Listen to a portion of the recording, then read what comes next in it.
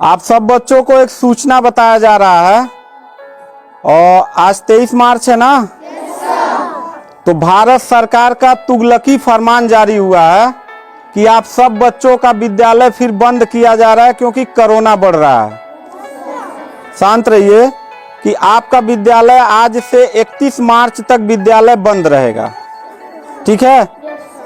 और आप सब लोगों को बताना चाहेंगे कि यही काम पिछले साल भी हुआ था कि एक हफ्ते के लिए लॉकडाउन किया जाएगा जब आपका एनुअल एग्जाम चल रहा था, और तब से लेके पूरा साल जो था वो विद्यालय बंद हो गया, जिससे आपकी पढ़ाई बहुत ज़्यादा नुकसान हुआ।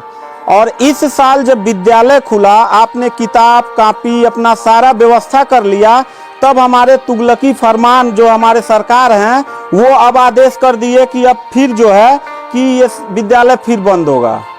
माननीय योगी आदित्यनाथ महाराज जी, मैं आपसे पूछना चाहता हूं कि आप बच्चों के भविष्य के साथ और जो प्राइवेट अध्यापक विद्यालय में पढ़ा के अपनी रोजी रोटी कमा खा रहे हैं, उनके पेट पे लात क्यों मार रहे हैं? इन बच्चों के भविष्य के साथ खिलवाड़ क्यों कर रहे हैं?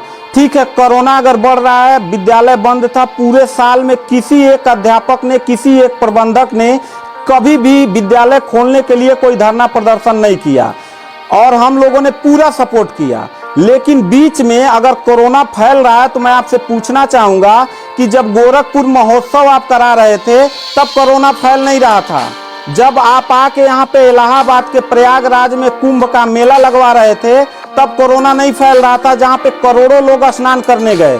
और अभी हरिद्वार में महाकुंभ का आयोजन आप करवा रहे हैं तब कोरोना नहीं फैल रहा है। बिहार में चुनाव हो रहा है तब कोरोना नहीं फैल रहा है। और विद्यालय जो बच्चों का सबसे देश की रीढ़ की हड्डी होते हैं, जिनकी बुनियादी शिक्षा, प्रारंभिक शिक्षा आप बिल्कुल बर्बाद कर दिए हैं पिछले 2 साल से, और अब जाके फिर लॉकडाउन आप लगा रहे हैं। तो आपसे पूछना चाहेंगे कि बच्चों के भविष्य के साथ आप मैच क्यों खेल रहे हैं? ये जितने भी बच्चे हैं, अगर 1 मार्च आप 1 अप्रैल बोले हैं, 1 अप्रैल तक अगर विद्यालय नहीं खुला तो इन सारे बच्चों को लेके मैं रोड पे बैठ जाऊंगा। ये मैं आपको खुला चैलेंज कर रहा हूं, क्योंकि बात सिर्फ मेरे तक का नहीं है, इन सारे बच्चों का भविष्य है। और इन सारे बच्चों का भविष्य आप लोग अंधकार में डाल रहे हैं। आप लोग खुद नहीं चाहते हैं कि देश का बच्चा पढ़े, पढ़ के कुछ लायक बने। आप लोग अपना जब रैली निकालना रहेगा, चुनाव रहेगा, तो कोरोना आपके पास नहीं रहता है। और जब आपको लगेगा कि आपके विपक्ष में लोग खड़े हो रहे हैं तो आप कोरोना का ड्रामा करा के विद्यालय को सबसे पहले आप बर्बाद कर रहे हैं। आप बताइए, विद्यालय में आप गोरखपुर जिले में 193 लोगों ने अपने विद्यालय की मान्यता निरस्त करा लिया। जानते हैं क्यों? महंत योगी आदित्यनाथ जी, क्योंकि वो लीज पे चलाते थे और उनका भाड़ा हुआ करता था 40,000 45,000 रुपया मंथली हुआ करता था। वो भाड़ा न चुकाने के वजह से, चूंकि मालिक को भाड़ा चाहिए, उन लोगों ने अपनी मान्यता निरस्त करा दिया। और सरकारी जो स्कूल है उनकी हालत तो पहले से मतलब खस्ता हो चुकी है।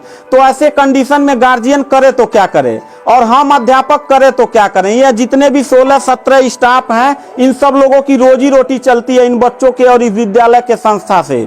आप लोग हमारे पेट पे प्रहार कर रहे हैं, हम लोगों के व्यवसाय से प्रहार कर रहे हैं। अगर आपको लग रहा है कोरोना है, ठीक है, विद्यालय बंद कर दीजिए, तो आप ये भी अपनी नीयत को साफ करिए कि कुंभ का जो मेला महाकुंभ का लगवाने वाले हैं उसको भी कैंसिल कर दीजिए। और जो गोरखपुर महोत्सव और गोरखनाथ का मेला लगवा के आप ड्रामा करवा रहे हैं वो भी बंद करवाइए। यानी आप खुद नियम का पहले फॉलो करिए, हम लोग नियम को फॉलो करने के लिए तैयार हैं। अगर लास्ट में जाते जाते यही कहेंगे, इन बच्चों को चेहरों को देखिए, इनके माता पिता ने सारे बच्चों का, किनका मोबाइल बज रहा है, साइलेंट कर लीजिएगा सर। इन सब बच्चों के माता पिता ने, बच्चों कितने लोगों ने आप किताब कापी अपना सारा कंप्लीट कर लिए हो? पता है, एक एक बच्चों की किताब कापी 2-2 हजार रुपए की आती है। आप फिर लॉकडाउन लगा दिए, इनकी पूरी पढ़ाई बर्बाद हो गई। अब यानी आपने 1 हफ्ते का लगाया है, आपकी नीयत पे तो मुझे 100% विश्वास है ही नहीं है कि आप करोगे क्या।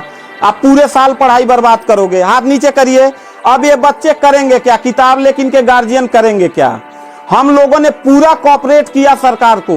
जितना दिन लॉकडाउन लगा था उतना दिन का मैंने पूरे सभी विद्यालय के लोगों ने शुल्क माफ कर दिया, क्योंकि गार्जियन के ऊपर कोई लोड न पड़े। हम लोगों ने टीचरों को पेमेंट नहीं किया, क्योंकि हम लोगों ने जब फीस नहीं लिया तो पेमेंट कहां से करें। हम लोगों ने पूरा सरकार का साथ दिया, जितना हो सकता था सब लोगों ने साथ दिया। लेकिन अब इतनी कंडीशन होने के बाद, विद्यालय खुलने के बाद आप लोग विद्यालय बंद कर रहे हैं, ये बहुत ही गलत कर रहे हैं। और आपका पॉलिटिकल जो फंडामेंटल जिस पे आप चल रहे हैं कि जिन नियतों पे आपका बर्बाद होने वाला है, मैं लिख के आपको दे दूंगा कि अगर फिर से 1 अप्रैल के बाद, ठीक है, अगर 1 हफ्ते के रोकने के बाद कोरोना भाग जाता तो मतलब 1 हफ्ता आप बंद कर लीजिए, बिल्कुल हम लोग 1 हफ्ता नहीं पढ़ाई कराएंगे। लेकिन अगर फिर साल भर का ड्रामा आपने किया तो निश्चित तौर पे याद रखिएगा कि तानाशाही उतना ही अच्छा लगता है जितना तानाशाह के अंत होने का समय ज्यादा दूर हो, और आपका समय बिल्कुल नजदीक आ गया है। तो मैं उम्मीद करता हूं कि आप ये काम बिल्कुल मत करिएगा। 1 अप्रैल के बाद अगर विद्यालय फिर से आप बढ़ाएंगे तो इन सब चेहरों को देख लीजिए और इनके गार्जियन को लेके, अपने पूरे स्टाफ को लेके जिले से लेके मैं प्रदेश लेवल तक धरने पे बैठूंगा। इस बात को याद रखिएगा, क्योंकि सवाल यहाँ सिर्फ मेरे रोजगार का नहीं है, मेरे जितने सहपाठी और जितने मेरे कर्मचारी लोग हैं और इन बच्चों के पढ़ाई का, भविष्य का सवाल है।